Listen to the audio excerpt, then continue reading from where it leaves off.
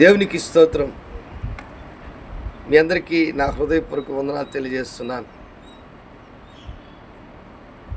రోమీలకు రాసిన పత్రిక 8వ అధ్యాయము 35వ వచనంలో మన ప్రభువును రక్షకుడైన యేసుక్రీస్తు ప్రభుల వారు ప్రేమను అపోస్తలుడైనటువంటి పౌలు తెలియపరుస్తున్నాడు. రోమా 8:35 క్రీస్తు ప్రేమ నుండి మనల్ని ఎడబాపు వాడెవడు? శ్రమైనను, బాధైనను, హింసైనను, కరువైనను, వస్త్రహీనతైనను, ఉపద్రవమైనను, ఖడ్గమైనను మనల్ని ఎడబాపున? ఇది ప్రశ్న. దేవుని బిడ్డలారా, ఒక వ్యక్తి క్రీస్తు ప్రేమలో ఉన్నాడంటే వాని జీవితంలో వాడు పుట్టినప్పటి నుంచి, వాడు పుట్టక ముందు నుంచి మన జీవితంలో దేవుని ప్రేమ వెల్లడిపరిచాడు అతని పైన, అతని పట్ల, లేక ఒక వ్యక్తి పట్ల. అదే ఇర్మియా గ్రంథంలో మనం గమనించినట్లయితే 31:3లో ఇర్మియా గ్రంథంలో మనం గమనించినట్లయితే ఒక అద్భుతమైనటువంటి మాట మనకు తెలియపరుస్తున్నాడు. చాలా కాలము క్రిందట యెహోవా నాకు ప్రత్యక్షమై ఇట్లా నేను శాశ్వతమైన ప్రేమతో నేను నిన్ను ప్రేమించుచున్నాను గనుక విడువక నీ ఎడల కృప చూపుచున్నాను. ఎంత గొప్ప విషయం! ఒక వ్యక్తిని దేవుడు ప్రేమించాడంటే, ఆ వ్యక్తి దేవుని ప్రేమను అర్థం చేసుకున్నాడంటే, శ్రమ వచ్చినా, బాధ వచ్చినా, హింస వచ్చినా, కరువు వచ్చినా, వస్త్రహీనతలు వచ్చినా, ఉపద్రవం వచ్చినా, ఖడ్గము అతని మీద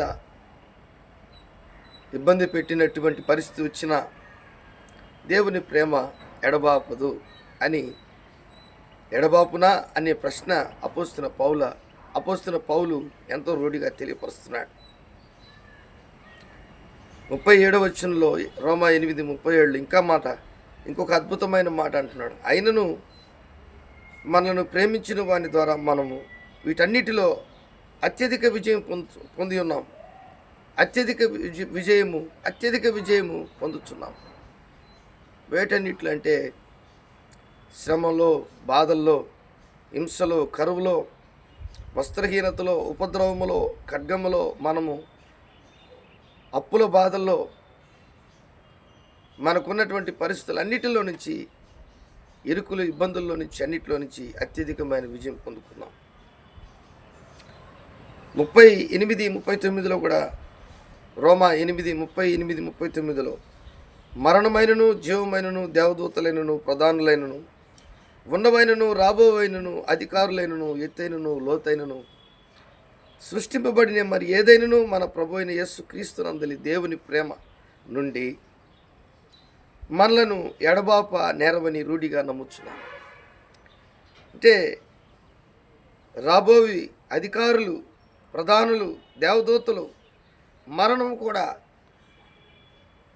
నీ జీవితాన్ని క్రీస్తు ప్రేమ నుండి ఎడబాపలేదు. అంటే ఎంత రూఢిగా నమ్ముచున్నాను అంటున్నాడు. దేవునికి స్తోత్రం. ఈరోజు ఆ క్రీస్తు ప్రేమ నీలో, నాలో ఉండాలని దేవుడు కోరుకుంటున్నాడు. అదే చూడండి, ఒక అద్భుతమైనటువంటి మాట. భూలోకంలోకి మనం రాకముందు, ఈ లోకంలో మన ఉనికి లేనప్పుడు ఆ ప్రేమ ప్రారంభమైంది. నీ పట్ల, నా పట్ల. వారు ఇక్కడ జీవించున్నంత కాలము ఆ ప్రేమ ఉంటుంది. ఆ పైన కూడా మనం తనువు చాలించి పరలోక రాజ్యానికి వెళ్ళినా కానీ మట్టికి మన్నై, దుమ్ముకు దూలై, బూడిదకి బూడిదైపోయి, అయినా కూడా దేవుని ప్రేమ మనకు కావలి ఉంటుంది. మనల్ని ప్రేమిస్తూ ఉన్నటువంటి దేవుడు మనము తిరిగి రూపాంతరము చెందినంత వరకు ఆయన ప్రేమ మనల్ని వెంబడిస్తూనే ఉంటుంది. ఇది నిజం. అందుకే ఎఫెసీయులకు రాసిన పత్రిక 3:19 అంటాడు ఒక అద్భుతమైనటువంటి మాట, జ్ఞానమునకు మించిన క్రీస్తు ప్రేమను తెలుసుకున్నట్టుకు తగిన శక్తి గల వారు కావాలని ప్రార్థించున్నాను ఆయన అపోస్తలుడు పౌలు చెప్తున్నాడు. నిజంగా ఈరోజు ఆ జ్ఞానమునకు మించినటువంటి క్రీస్తు ప్రేమ నీలో ఉందా? నువ్వు తెలుసుకున్నావా? ఆ ప్రేమమయుడైనటువంటి యేసుక్రీస్తు దేవుడు ప్రేమాస్వరూపి. ఆ ప్రేమాస్వరూపి అయినటువంటి దేవుని యొక్క ప్రేమను నువ్వు ఎప్పుడైతే అర్థం చేసుకుంటావో శాశ్వత కాలము నుండి శాశ్వత కాలం వరకు నీ జీవితాన్ని కాపాడే దేవుడు, ప్రేమించే దేవుడు ఈరోజు ఈ ఉదయకాలం ముందు నిన్ను ప్రేమిస్తున్నాడు. అందుకే రోమా సంఘానికి చెప్తున్నాడు, క్రీస్తు ప్రేమ నుండి మనల్ని ఎండబాపు వాడెవడం. దేవుడి వాక్యాన్ని దీవించి ఆశీర్వదించును గాక. ప్రేమ నమ్మకం కలిగినటువంటి నా యేసయ్య కూడి వచ్చిన బిడ్డలందరినీ మీరు దీవించి ఆశీర్వదించండి. ఎవరైతే ప్రభు నీ ప్రేమను అర్థం చేసుకున్నారో వారందరినీ మీరు దీవించి ఆస్వాదించి గొప్ప చేయమని నాయన శాశ్వత ప్రేమ వారి పట్ల మీరు చూపిస్తున్నారు. జ్ఞానమునకు మించిన ప్రేమ వారి పట్ల చూపిస్తున్నారు. కరువు వచ్చిన, ఉపద్రవం వచ్చిన, ఖడ్గం వచ్చిన, నాయన ఈ లోకంలో ఉన్నటువంటి సమస్యలు ఎన్నొచ్చినా అధికారులు, ప్రధానులు, దేవదూతలు ఏదొచ్చినా క్రీస్తు ప్రేమ నుండి మమ్మల్ని ఎవరు ఎడబాపలేరు. అందును బట్టి నీకు వందనాలు చెల్లిస్తాం. నజరేయుడైన యేసు నామములో అడిగి వేడుకుంటున్నాను తండ్రి. ఆమేన్, ఆమేన్.